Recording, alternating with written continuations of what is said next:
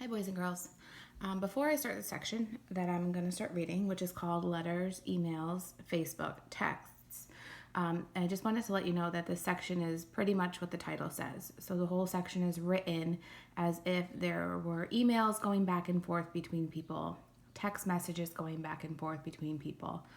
So as I read, I'm going to read it in the way that I would have read it if I were in the classroom with you.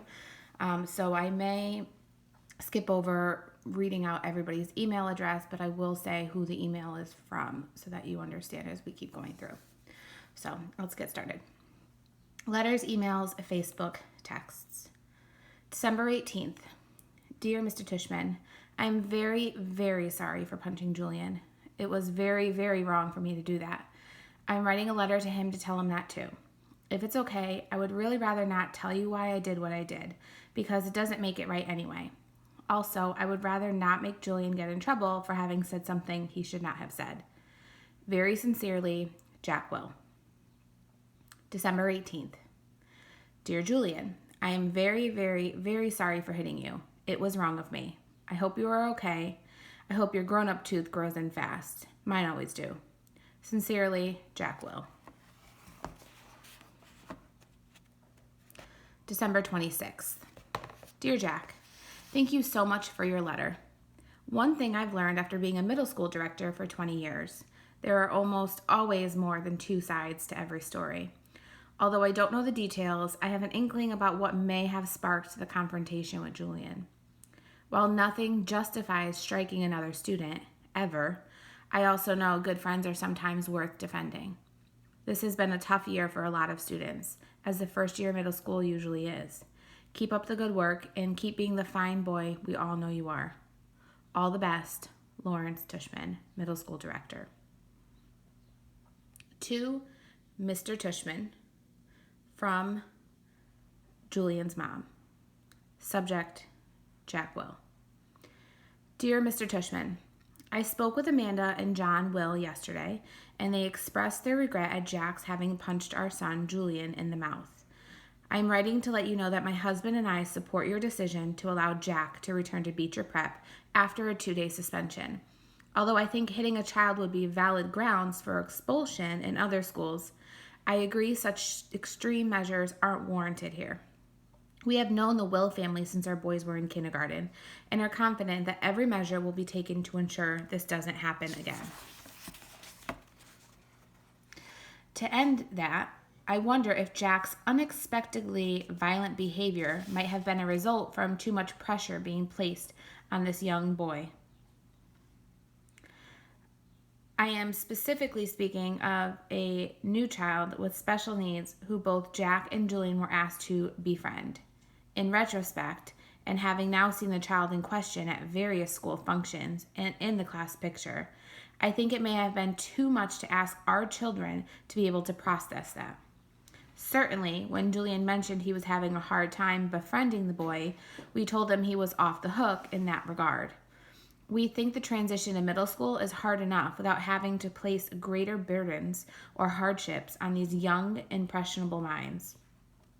I should also mention that as a member of the school board, I was a little disturbed that more consideration was not given during this child's application process to the fact that Beecher Prep is not an inclusion school. There are many parents, myself included, who question the decision to let this child into our school at all. At the very least, I'm somewhat troubled that this child was not held to the same stringent application standards, an example, an interview, that the rest of the incoming middle school parents were. Best, Melissa Perper Albans. To Julian's mom, from Mr. Tushman. Subject, Jack Will. Dear Mrs. Albans, thank you for your email outlining your concerns. Were I not convinced that Jack Will is extremely sorry for his actions, and were I not confident that he would not repeat those actions, rest assured that I would not be allowing him back in Beecher Prep. As for your other concerns regarding our new student, August, please note that he does not have special needs. He is neither disabled, handicapped, nor developmentally delayed in any way, so there is no reason to assume anyone would take issue with his admittance to Beecher Prep. whether it is an inclusion school or not. In terms of the application process, the admissions director and I both felt it was in our right to hold the interview off-site at August's home for reasons that are obvious. We felt that the slight break in protocol was warranted, but in no way prejudicial, in one way or another, to the application review. August is an extremely good student and has secured the friendship of some truly exceptional young people, including Jack Will. At the beginning of the school year, when I enlisted certain children to be a welcoming committee to August, I did so as a way of easing his transition into a school environment. I did not think asking these children to be especially kind to a new student would place any extra burdens or hardships on them. In fact, I thought it would teach them a thing or two about empathy and friendship and loyalty. As it turns out, Jack Will didn't need to learn any of these virtues. He already has them in abundance. Thank you again for being in touch. Sincerely, Mr. Tushman. To Julian's mom from Jack's dad.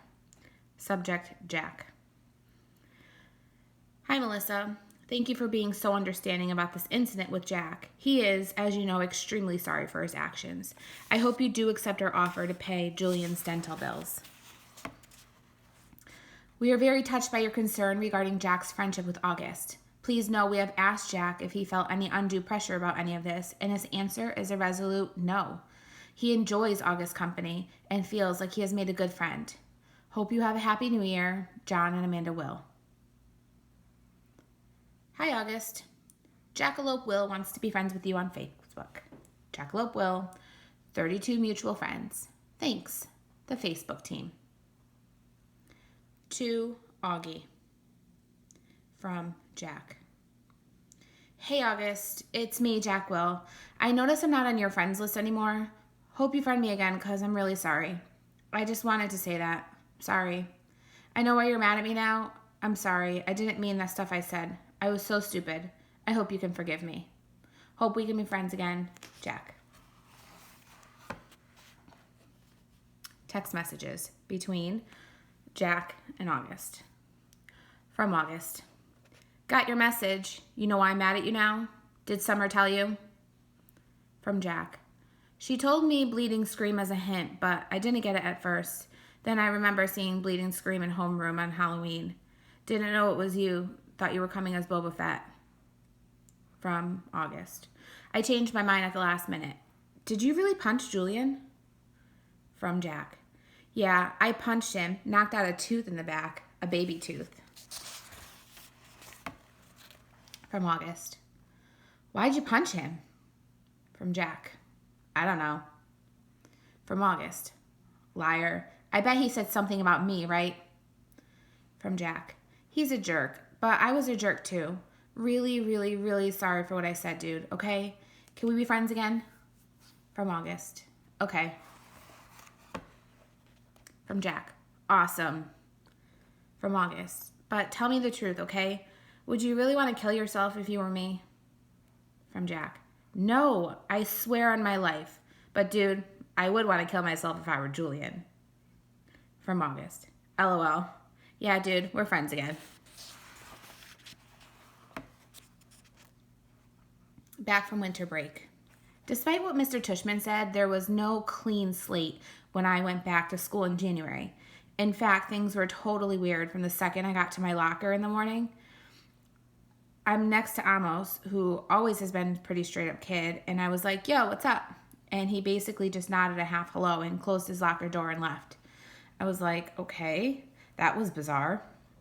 And then I said, hey, what's up, to Henry, who didn't even bother half smiling but just looked away. Okay, so something's up. Dissed by 2 people in less than 5 minutes. Not that anyone's counting.